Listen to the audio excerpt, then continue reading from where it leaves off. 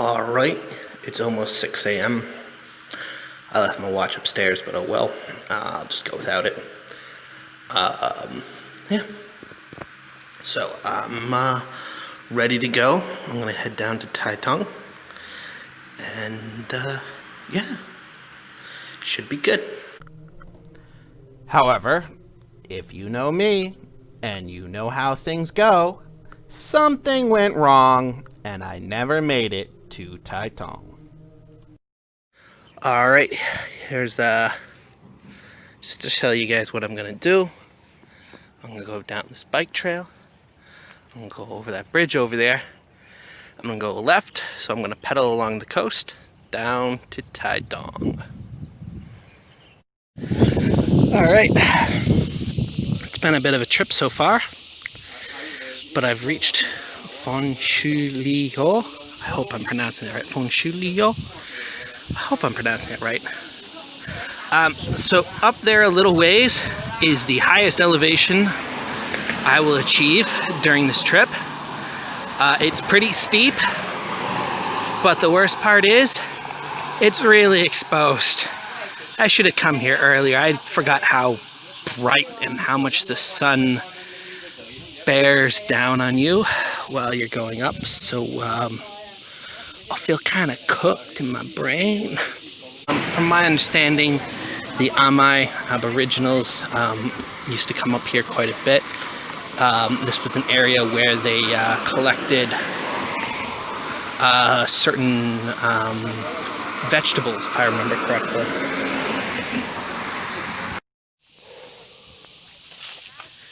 So one of the cool things about this section of Fanshuliao, this is bridge 18, is that both the old bridge, which I'm standing on now, and the new bridge over there are still standing, and you can walk on the old bridge. It's become a pedestrian way. There's also a pedestrian way down there into the rocks. I wonder where it goes. Anyways, you can see down into Fanshuliao Gorge. The water is a little low and looks a bit green. What's cool is if you go to the other side of the bridge, it's a completely different environment.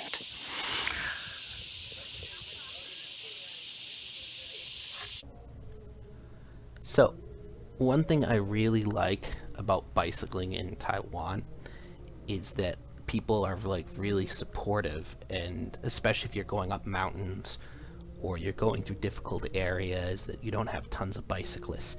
Lots of people that will wave and cheer when you're going through. Also, I completely forgot to set the date on my camera, so the date and time is a little off. Months off. Anyways, after Fanshuliao, I took a short ride to the next rest stop, and this one is going to give a very nice view of the ocean. So, I haven't gone very far. Now I'm at Baqi Rest Stop, which is sort of a nice rest stop. It's part way back down the mountain, so I've done the biggest ascension, and now I'm going to do the biggest descension. It's got a very nice view of the ocean. Looking south, you can kind of see the road there, where I will continue my journey. And also more water. So after relaxing a little bit at Baqi, drink some water, enjoy that lovely view of the ocean, I continued down. It's pretty steep here, so I actually had a lot of fun on this part of the ride. Got flying at some points. And then I continued south. I passed Chishi Beach, then Fengbin Skywalk, and then I was going uphill. I was approaching Xinshi Rice Terrace when my back tire goes flat. My rear tire has a leak, and of course there's no frickin' cover, and it is, whew, the sun's bearing down on you. We're now going to play one of my favorite games to play when the heat index is 39 degrees Celsius. Where is the bloody hole? There's a lot more fun version of this that also gets you all sweaty. But that one's enjoyable. Now, naturally, because this is me, and I'm not the best mechanical person ever, the fix goes badly, and now I'm stuck walking. So originally the plan was to go to Taitung. But, we're on the wrong side of the mountains now. So, I ended up getting a puncture in my tire. I tried to fix it. I foobarred up the fix. Yeah, that was smooth on my part. Kind of dumb. So, then I started walking to the next town on the coastal side.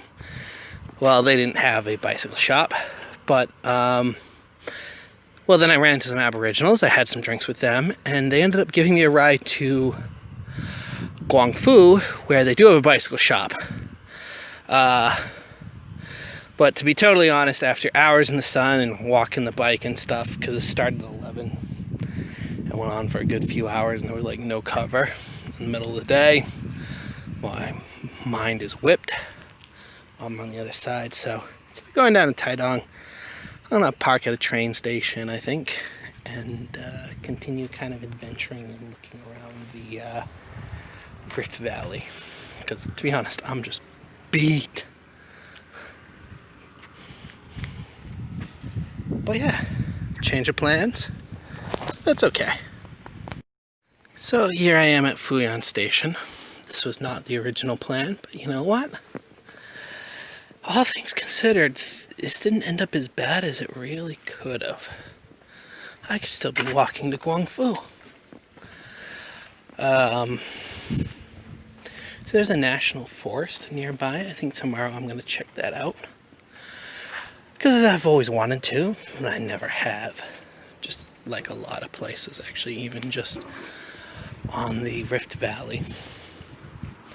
I'm just going to leave my bicycle here overnight. I've done that at a lot of stations. It's never been a problem for me, so I'm not worried. Yeah. It's actually a really cute little station.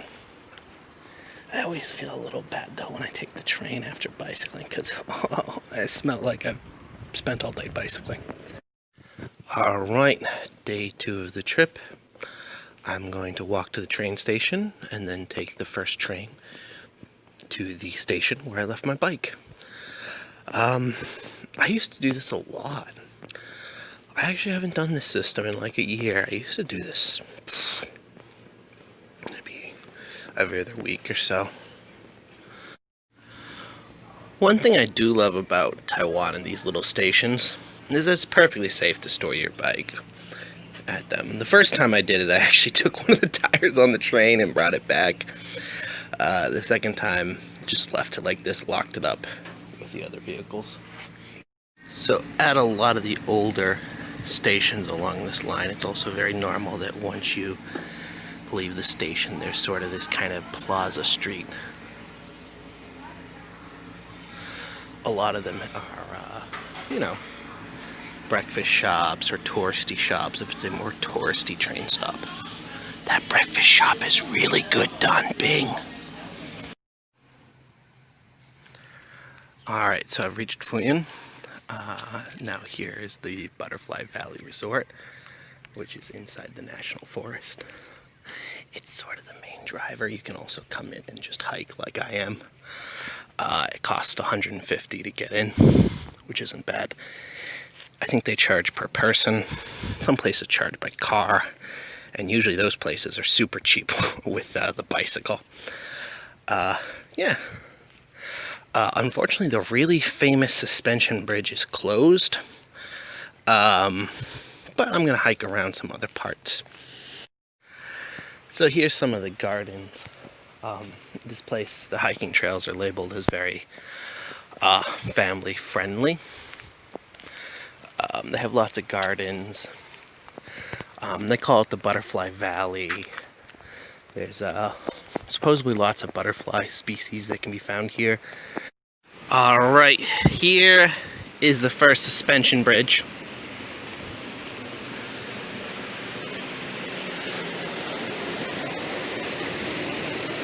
Now, you can actually hear and see them doing work around the second suspension bridge up there. So they had a bit of a little, that's not really little, they had a bit of a landslide. I guess it did some damage. Maybe you can see it just up there by the bridge. Here, let me zoom in. How do I zoom in? I never zoom. Oh, here we go. Yeah. So that's damaged, so the trail's closed. But you know, still get one cool suspension bridge to walk over.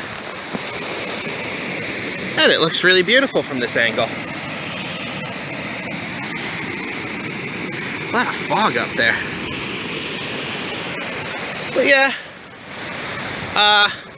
So normally I would continue this loop around and go to the next suspension bridge, but you know, life just is that way sometimes. It'll probably be closed for a while, actually. Usually projects like that take quite a while to clear out. So we are here. Normally I'd go do do do do do do do do do do do do do do around, but that's not happening. Yeah, so as you can see from up here, if the trail was open as normal, go over that first suspension bridge, up over that little bridge, over this first bridge, and you can't see it. There's another bridge over there, but here they are working on the damaged area. Alright, so I was just relaxing up there, looking down at the construction work. And now this is called Sky Crevice. This already looks more interesting. So this place, Sky Crevice, is like the last thing you can get to before the trail is blocked because of work. And it looks really, really interesting as you're going in. You can look up and you can look out. What I didn't realize until later, though, was that there were actually quite a few bats in the place. And I didn't notice that until they all started flying around. Are those bats? Hey, they're bats. Whoa. Yep, those are bats. So here's some of the rooms at Butterfly Valley Resort. So people can stay here, obviously. You know, rent a room, be in this nice valley. Maybe you have access to the hot spring too, or maybe you have to pay extra for that, I don't know. And lots of really nice hiking trails. So it's a very popular place to like go for like a relaxing and de-stressing vacation for obvious reasons. I'm already feeling less stressed from that walk.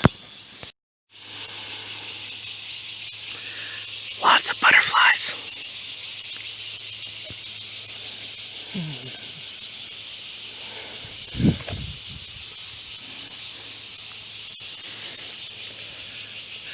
So this is I think the English name they have for it is Dream Garden. It's a garden not too far from the entrance. And it's actually super beautiful. I mean, you can see that.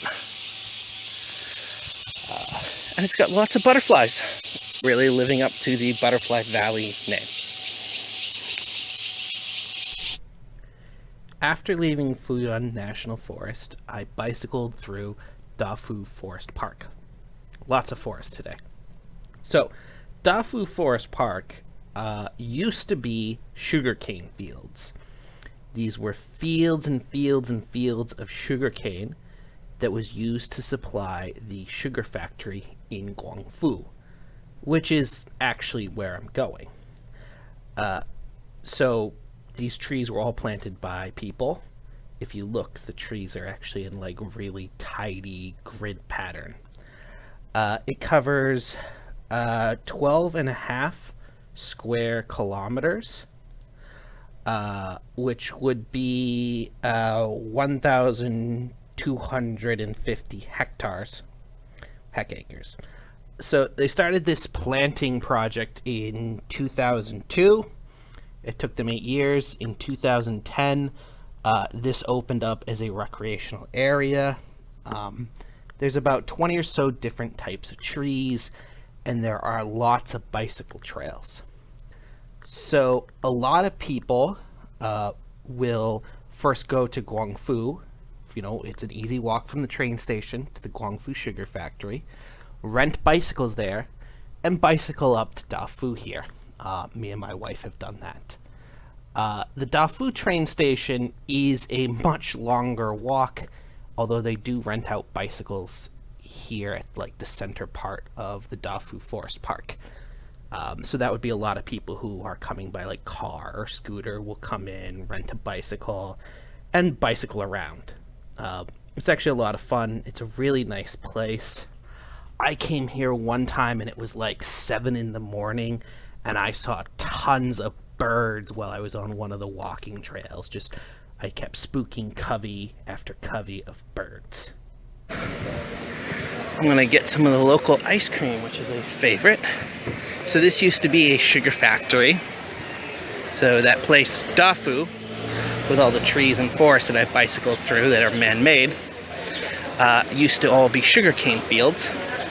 And then here was where they would take the sugar cane and turn it into sugar. Well, most of the factory part's down that way. All right, here we are at Guangfu. So if you go down over there, the old factory, you can actually still see some damage from World War II when it got strafed and bombed, but the bomb didn't detonate, so they like tossed them in a river. I don't know if they ever picked them out again. There might just be, bombs sitting in a river there. This is the really popular touristy part. There's a pond with koi, and over there is where you can get ice cream, which is everybody's favorite. Yeah, so here are the old residences. So when they were first built, they didn't have hot water, so they created a bath house here, basically.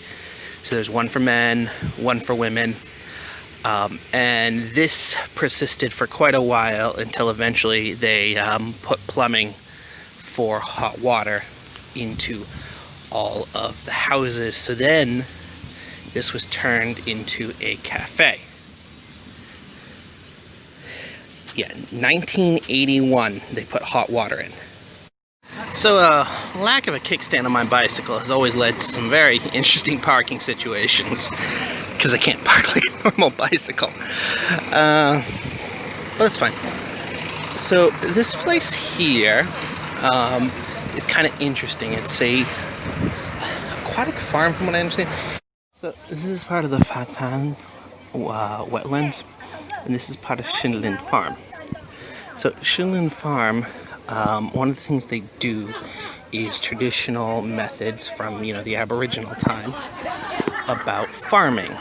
So I believe, if I understand correctly, is that they're using these L shapes and blocking them off as a place to raise, I believe, crabs, although they also certainly have fish in these waters.